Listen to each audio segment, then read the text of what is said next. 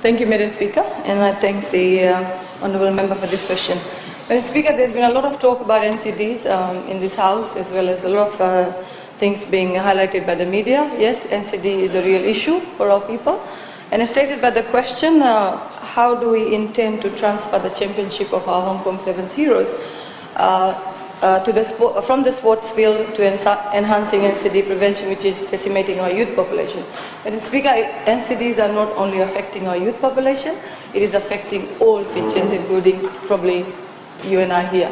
So, yes, it's a very serious issue and it poses a lot of pressure on our health systems.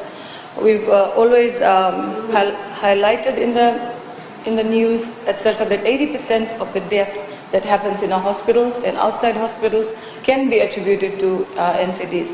Madam Speaker, when we talk about NCDs, we talk about diabetes, we talk about high blood pressure, we talk about asthma, we talk about cardiac issues, just to name a few, and these are chronic ones, ongoing ones.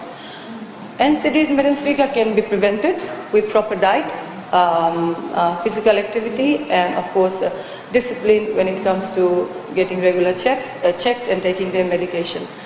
There are a lot of impacts of NCDs, and one of the impacts is premature death. Low productivity, too much dependency on medicine, low quality of life, and of course loss of life very prematurely.